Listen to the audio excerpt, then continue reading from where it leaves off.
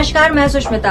आप देख रहे हैं लाइव न्यूज नाउ। शुरुआत करते हैं देश दुनिया की बड़ी खबर। यशस्वी माननीय मुख्यमंत्री महोदय सदैव समाज को कुछ देना चाहते हैं। हार्दिक स्वागत, वंदन एवं अभिनंदन है। मंच सार्थक आसन उत्कृत श्रीयुक्त जो आप पधारे है। मंच सार्थक आसन उत्कृत श्रीयुक्त जो आप पधारे। हम उत्तर प्रदेश के यशस्वी माननीय मुख्यमंत्री महोदय का आगमन मंच पर हो चुका है। आज के इस कार्यक्रम में हम सभी हार्दिक स्वागत एवं अभिनंदन।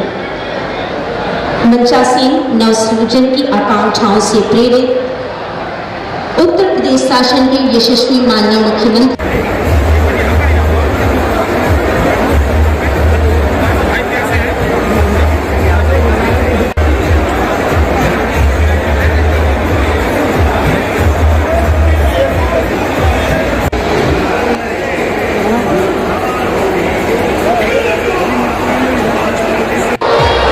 यूपी के मऊ जनपद से है, जहां आज कलेक्ट्रेट के पीछे जो सभागार है और जो कलेक्ट्रेट का ग्राउंड है उसके पीछे माननीय योगी आदित्यनाथ हैं, उनका जो सभा मंच लगा हुआ है। तमाम जो पार्टी के जो बड़े बड़े नेता हैं वो यहाँ पे पीछे खड़े हैं। वहीं पूर्व विधायक विजय राजभर भी मंच पे हैं।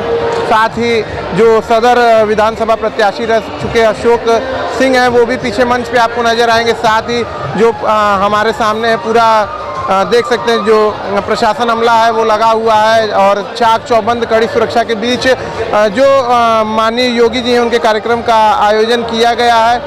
साथ ही काफ़ी संख्या में पुलिस बल तैनात है, काफ़ी महिलाएं हैं। तस्वीरों में आप देख सकते हैं सामने जो काफ़ी संख्या में महिलाएं, बच्चे और काफ़ी बड़ी संख्या में पुरुषों की जो तादाद है वो यहाँ पर है। और जो अपने माननीय मुख्यमंत्री योगी आदित्यनाथ हैं उनका दीदार करने को काफ़ी ललायत हैं और काफ़ी गर्मी पड़ रही है। बारिश के बाद गर्मी ने काफ़ी प्रचंड रूप ले लिया है। साथ ही आप देख सकते हैं इधर जो भाजपा के कई सारे लोग जो नेता हैं वो काफ़ी बेसब्री से बैठे हुए कार्यकर्ता हैं, सभी लोग लगातार बैठे हुए हैं और जो मुख्यमंत्री हैं उनका दीदार करने के लिए यहाँ पर बैठे हुए हैं। सामने जो मंच है, मंच पे आप देख सकते हैं कि जो पूर्व प्रत्याशी रह चुके अशोक सिंह, पूर्व विधायक विजय राजभर इत्यादि कई सारे लोग जो हैं उस मंच पर बैठे हुए। वर्तमान मधुबन विधायक भी मंच पर आपको दिख रहे हैं। साथ ही कड़ी सुरक्षा और चाक चौबंद व्यवस्था की गई है और फिलहाल अब कुछ देर बाद योगी जी के आने की संभावना है और लोग काफ़ी संख्या में इंतज़ार कर रहे हैं। और देख सकते हैं जो पारंपरिक रंगोलियां होती हैं, काफ़ी सुंदर और प्यारी प्यारी रंगोलियां बनाई गई हैं। और जब योगी जी आएंगे तो यहाँ पर दीप प्रज्वलित कर बाकी जो लोकार्पण की जो भी जिसके बारे में होगा वो बताएंगे कि आज किन किन चीज़ों का लोकार्पण यहाँ पर योगी जी आकर करेंगे। साथ ही यहाँ पर कई सारे दुकानदार, पटरी दुकानदारों को भी बुलाया गया है। हो सके तो उन्हें भी आज यहाँ सम्मानित किया जाएगा। मऊ से नौरतन शर्मा की रिपोर्ट।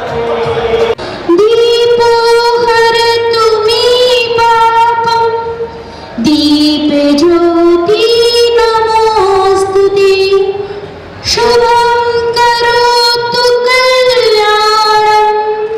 दीप ज्योति नमोस्तुते, देश बुद्धि विनाशाय। इसी क्रम में हम माननीय विधायक श्री रामविलास चौहान जी से सादर अनुरोध करते हैं कि आप पुष्प माननीय मुख्यमंत्री महोदय का स्वागत एवं अभिनंदन करें। सरफराजुद्दीन जी, माननीय मुख्यमंत्री महोदय से सादर अनुरोध है कि आप आज के कार्यक्रम में श्री सरफराजुद्दीन जी 10 लाख का चेक माननीय मुख्यमंत्री महोदय के कर कमलों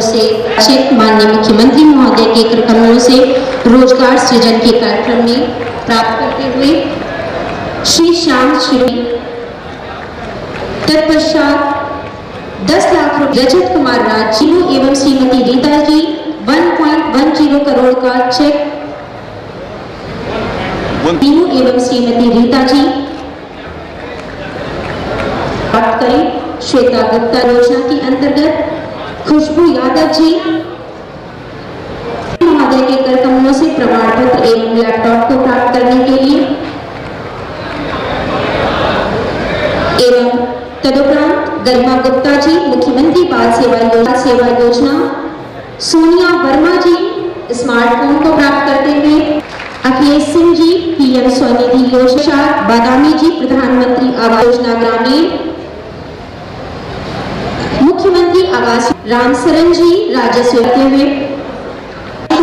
विभाग से प्रधानमंत्री स्वामित्व योजना का प्रमाण पत्र, प्रधानमंत्री सृजन रोजगार योजना के साथ करतल ध्वनि के साथ माननीय मुख्यमंत्री महोदय के चरणों में हार्दिक धन्यवाद कि आपके कर कमलों से इन सभी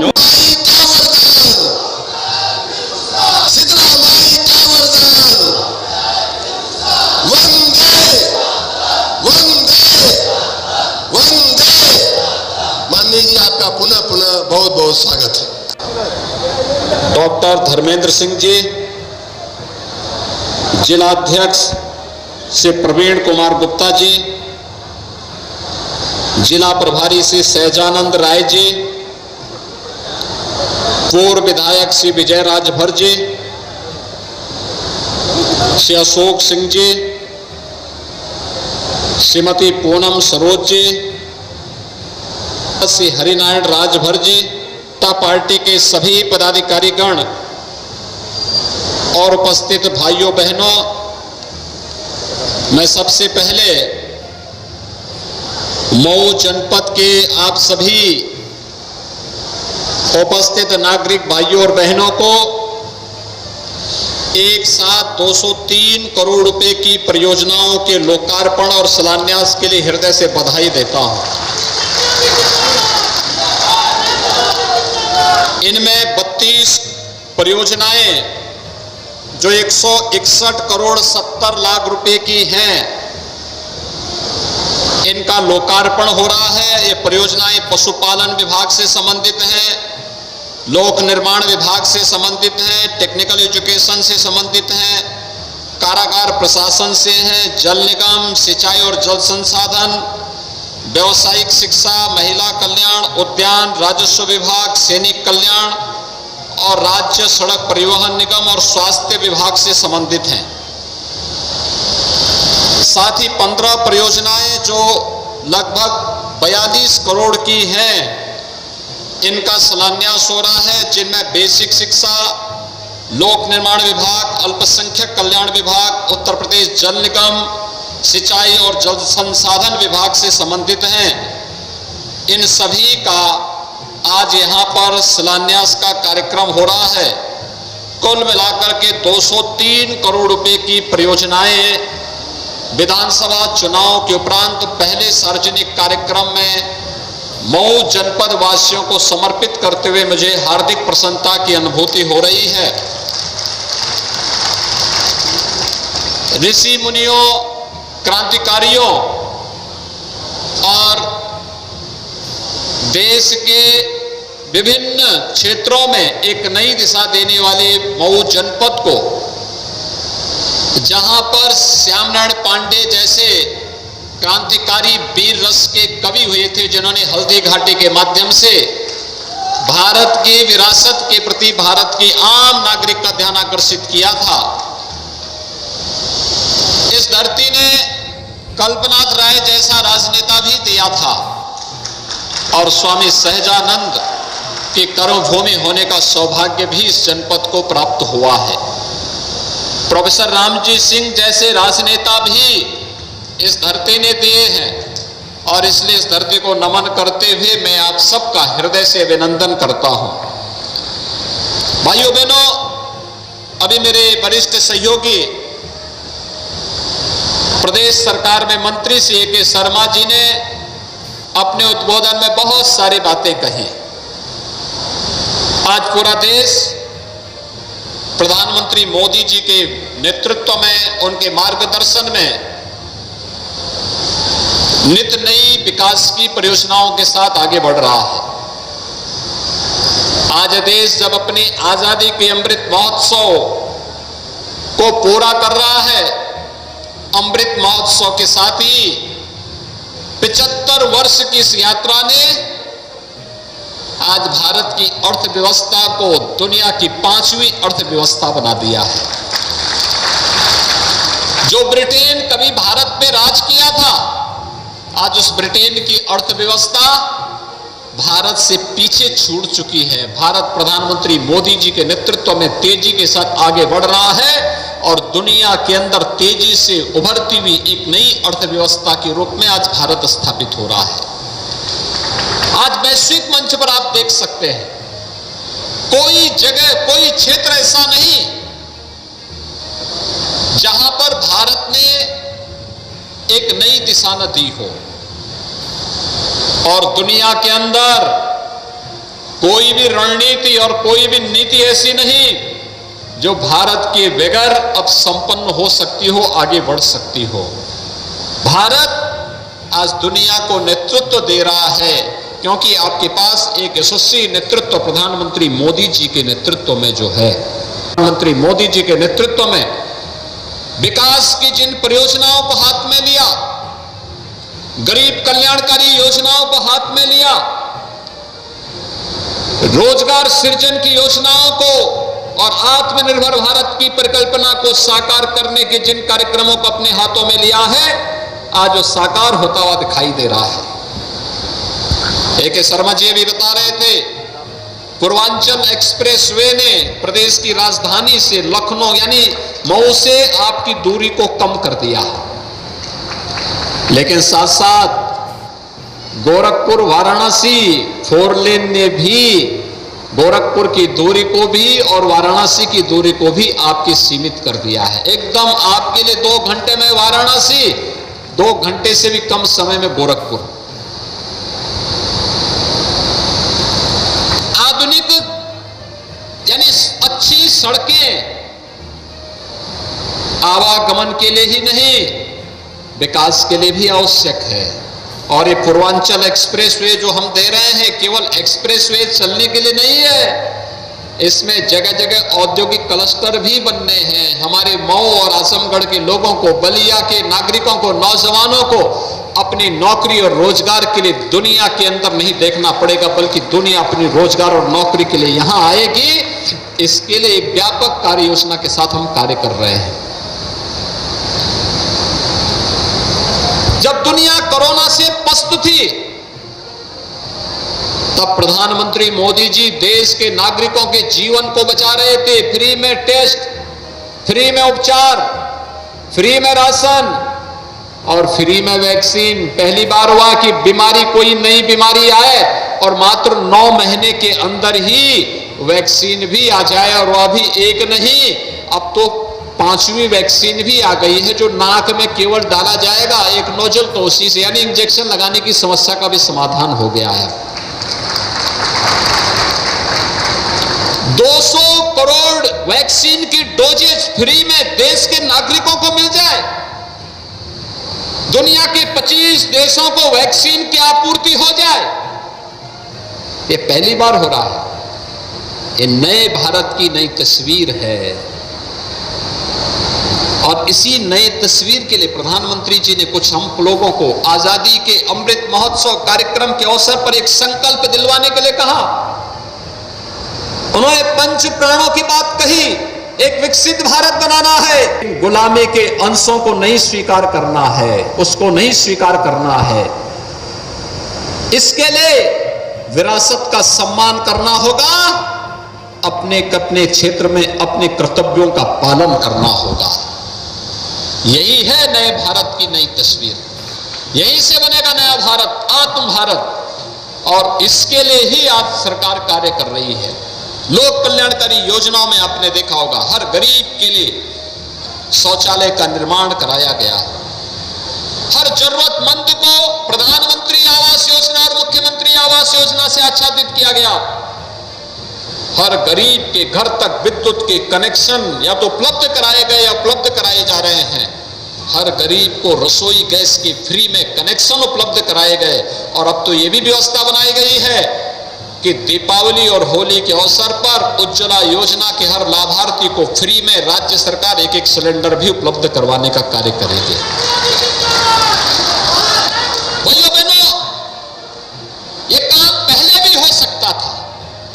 रोटी, कपड़ा और मकान देने की बात तो बड़ी बड़ी घोषणाएं होती थी, गरीबी हटाओ के बड़े बड़े नारे लगते थे, लेकिन ये कभी गरीबी हट नहीं पाई। गरीबों को कभी मकान नहीं मिल पाया, शौचालय नहीं मिल पाया, बिजली का कनेक्शन नहीं मिल पाया, वृद्धावस्था पेंशन नहीं मिल पाया, निराश्रित महिला पेंशन और दिव्यांगजन पेंशन नहीं मिल पाया, नौजवान के लिए रोजगार के लिए और महिलाओं के स्वरोजगार के लिए कोई कार्यक्रम नहीं हो पाए। पहली बार हुआ है जब इस पर सोचा जा रहा है। जब दुनिया कोरोना से पस्त थी, तब डबल इंजन की सरकार जनता जनार्दन की सेवा के लिए पूरी ताकत के साथ लगी हुई थी। हर व्यक्ति तक पोषण भत्ता, फ्री में राशन की व्यवस्था, इसको करने के प्रयास हो रहे थे। लेकिन राष्ट्रीय शिक्षा नीति भी लागू हो रही थी। और भाइयों बहनों, महाराज सुहेलदेव के नाम पर 1000 वर्ष तक जिन्होंने महाराज सुहेलदेव को विस्मृत कर दिया था, ये डबल इंजन की भारतीय जनता पार्टी की सरकार है जिन्होंने महाराज सुहेलदेव के नाम पर दुनिया के अंदर पहला विश्वविद्यालय आजमगढ़ और मऊ के बॉर्डर पर बनाने का काम कर रही है। वहां पर नया पाठ्यक्रम प्रारंभ होने जा रहा है। परीक्षाएं भी नए उसके तहत वही लोग लेंगे। नया विश्वविद्यालय नए पाठ्यक्रम के साथ यहां के नौजवानों के बेहतर भविष्य की तस्वीर को प्रस्तुत करने जा रहा है। तो औद्योगिक क्लस्टर के माध्यम से भी उन संभावनाओं को विकसित करना होगा। निवेश के लिए अनुकूल वातावरण हम लोगों ने बनाया है। अपराध और अपराधियों के प्रति जीरो टॉलरेंस। अपराधी कोई भी हो, माफिया कोई भी हो, कितना भी बड़ा क्यों ना हो, कितना भी उसको बड़ा संरक्षण प्राप्त क्यों ना हो, अगर वह पाताल के अंदर भी छुपा होगा, वहां से भी उसको निकाल करके बाहर लाएंगे और कानून के शिकंजे में डाल करके उसको सजा दिला करके रहेंगे। भैया बहनों, इस क्षेत्र के विकास को बाधित करने का पाप इन माफियाओं ने और उनके गुर्गों ने किया है। ये क्षेत्र मेहनती था, पुरुषार्थी था। देश और दुनिया के अंदर जहां कहीं भी मऊ, आजमगढ़ और बलिया के लोग गए, इन्होंने अपने परिश्रम से, अपनी प्रतिभा से, अपने पुरुषार्थ से वहां पर एक नई दिशा देने का काम किया। लेकिन यहां पर ये माफिया दीमक की तरह यहां को चाटते रहे, इसको खोखला करते रहे, यहां के विकास को बाधित करते रहे। विकास के लिए आने वाले पैसे को इन लोगों ने अपनी बड़ी बड़ी संपत्ति बनाने और हवेलियों को बनाने में लगाया। विकास के लिए आने वाले पैसे को चट कर जाते थे, गरीब के लिए आने वाले पैसे को चट कर जाते थे और स्वयं के परिवार के लिए, स्वयं के लिए उस संपत्ति को हड़पने का पाप जो किया है, आज उसी पाप की भरपाई उनसे और उनकी खानदान से सरकार करवा रही है। और हमने इसीलिए कहा, भ्रष्टाचारी और भ्रष्टाचार के खिलाफ जीरो टॉलरेंस अगर सरकार का एक उद्घोष है, तो नौजवानों के उज्जवल भविष्य के लिए अपराध और अपराधियों के प्रति भी जीरो टॉलरेंस की नीति के तहत सरकार कार्य कर रही है। और उसी के तहत यह अभियान पूरे प्रदेश भर में हमारा चल रहा है। आज मैं आपके पास यही कहने के लिए आया, सरकार बहुत शुद्ध भाव के साथ कार्य कर रही है। भाइयों बहनों, विगत 5 वर्ष के अंदर हम लोगों ने प्रदेश के अंदर 5 लाख नौजवानों को सरकारी नौकरी दी। 1,61,00,000 नौजवानों को रोजगार के साथ जोड़ा, निजी क्षेत्र में निवेश और उससे प्राप्त होने वाली नौकरी और रोजगार के साथ जोड़ने का काम किया और 61 लाख नौजवानों को स्वतः रोजगार, प्रधानमंत्री स्टार्टअप की योजना के माध्यम से, प्रधानमंत्री मुद्रा योजना के माध्यम से, मुख्यमंत्री स्वरोजगार युवा स्वरोजगार योजना के माध्यम से, वन डिस्ट्रिक्ट वन प्रोडक्ट और विश्वकर्मा श्रम सम्मान जैसी योजनाओं के माध्यम से उन्हें स्वतः रोजगार के साथ जोड़ने का काम किया। और मैं आज आप सबका यही आह्वान करने के लिए आया हूं। सरकार प्रयास कर रही है, डबल इंजन की सरकार अन्नदाता किसानों के हितों के लिए कार्य करेगी, नौजवानों के उत्थान के लिए कार्य कर रही है, महिलाओं की सुरक्षा और उनके स्वावलंबन के लिए कार्य कर रही है। समाज में बिना भेदभाव के विकास का कार्य हो, इसके लिए सरकार कार्य कर रही है, लेकिन समाज को भी इसके लिए जागरूक होना पड़ेगा। हमें भी खड़ा होना पड़ेगा। हम सब मिलकर के जब कार्य एक साथ मिलकर के करेंगे, परिणाम उतना ही ज्यादा होगा, उतने ही अच्छे आएंगे। हर व्यक्ति में कुछ कर गुजरने की क्षमता होनी चाहिए और एक ललक भी होनी चाहिए। और फिर ये क्यों ना हो, ये तो हल्दी घाटी के प्रणेता पंडित श्यामनारायण पांडे जी की धरती है। श्यामनारायण जी ने यहां पर तो अपनी रचना के माध्यम से पूरे देश के अंदर एक नया ओज भरने का काम किया था, एक नया तेज भरने का काम किया था। हल्दी घाटी का स्मरण कराते हुए गुलामी की बेड़ियों को तोड़ने के लिए जो आह्वान उस समय किया था कि भले ही राजनीतिक आजादी मिल गई हो, लेकिन अभी भी हम बंधन में पड़े हुए हैं। मुझे लगता है आज उसकी प्रासंगिकता उसी भाव के साथ बनी हुई है। कहने के लिए विकास के लिए आपको कहीं हाथ नहीं फैलाना पड़ेगा। डबल इंजन की सरकार इसके लिए निरंतर प्रयासरत है। किसी भी प्रकार की कोई समस्या नहीं। आप देखे होंगे आजादी के बाद 1947 में देश आजाद हुआ, 70 वर्षों में केवल 12 गवर्नमेंट मेडिकल कॉलेज बने थे भाइयों बहनों, 12।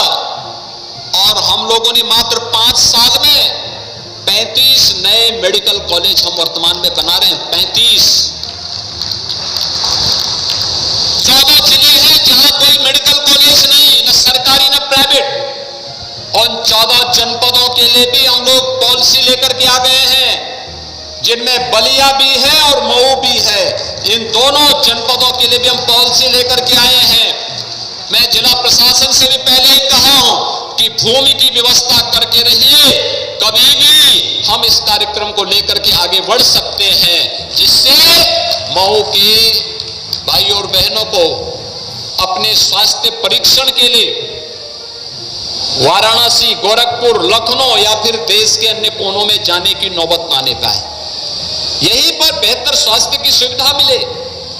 स्वस्थ समाज के निर्माण से स्वस्थ राष्ट्र के निर्माण की ओर हम अग्रसर हो, और उस प्रक्रिया का हिस्सा यहां पर हमें बनाना पड़ेगा।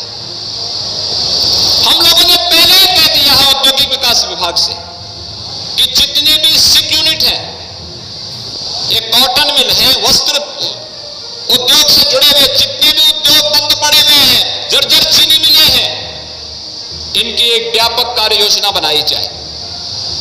जहां पर गन्ना होगा, इथेनॉल उत्पादन की संभावना होगी, वहां पर चीनी मिल या बायोफ्यूल की यूनिट लगाने की कार्रवाई हो। जहां पर एमएसएमई के लिए कुछ स्पेस हो सकता है, उसको आगे बढ़ाने की कार्रवाई को आगे तैयार किया जाना चाहिए। और जहां पर हम वस्त्र उद्योग के लिए संभावनाएं देखते हैं, उसके लिए भी जो संभावनाएं बन सकती है, उसको हमें आगे बढ़ाने में कोई गुरेज नहीं करना चाहिए।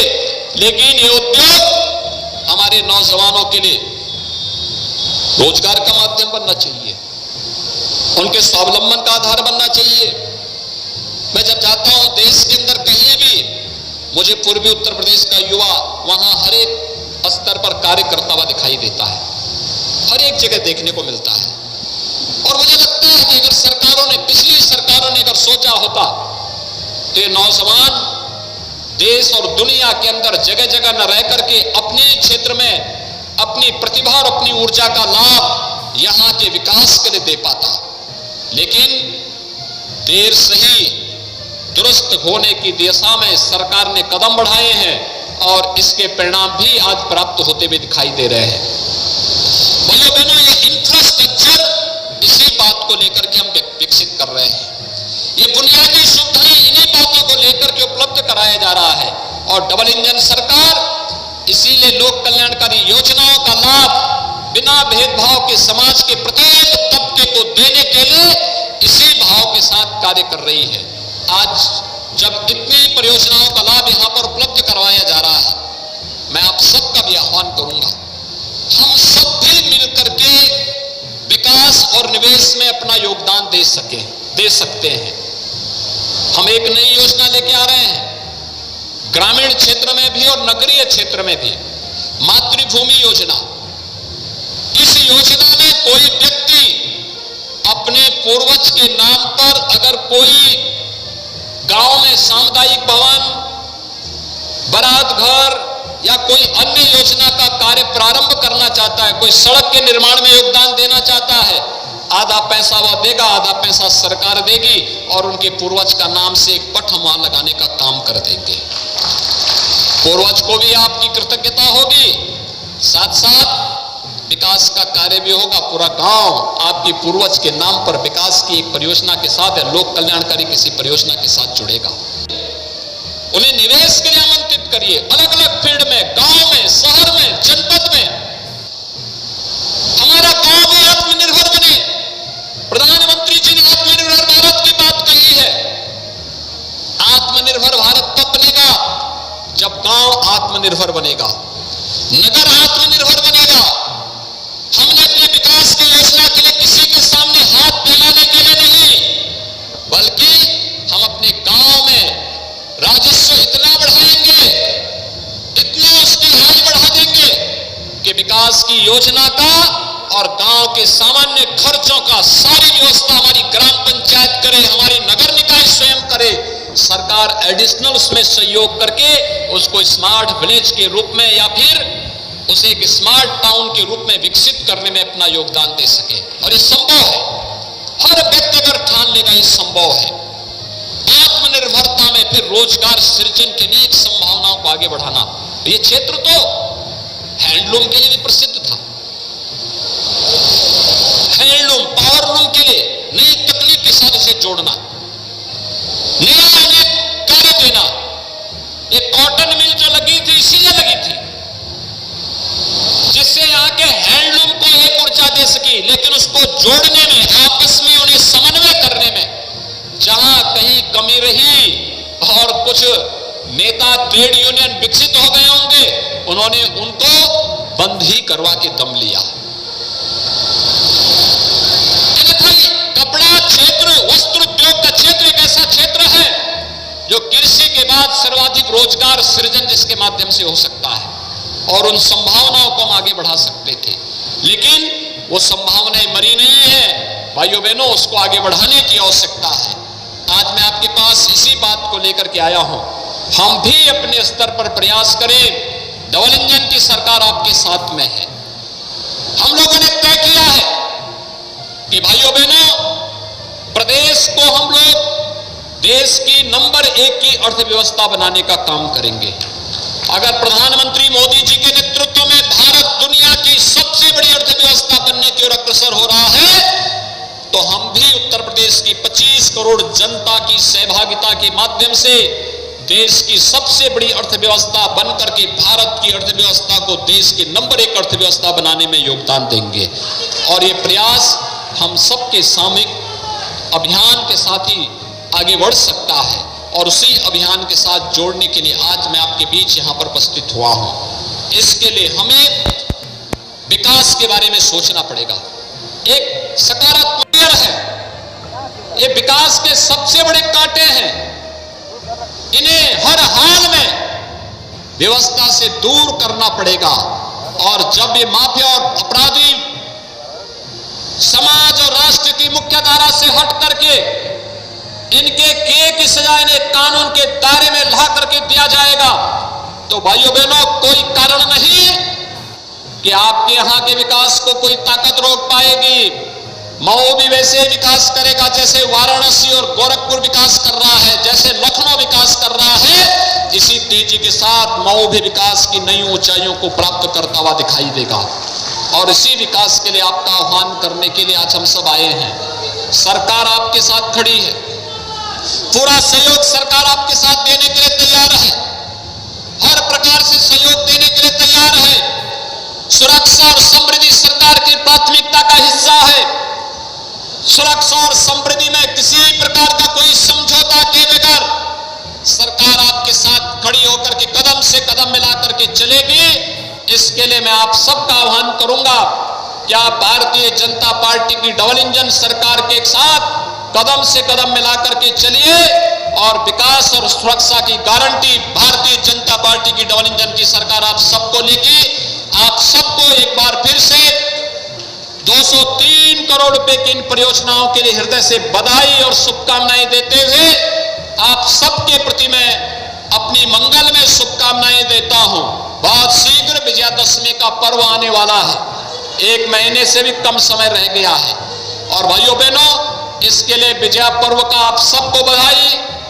उससे साथ ही वहां पर उससे पहले विजयादशमी के पहले शारदीय नवरात्रि आएगी, जगत जननी मां भगवती के पावन पूजन का आयोजन। हम सब मातृशक्ति की रक्षा के लिए अपने आप को समर्पित भाव के साथ लग सके, इस भाव के साथ आप सबके हृदय से बधाई और शुभकामनाएं देते हुए अपनी वाणी को विराम देता हूं। धन्यवाद। जय हिंद।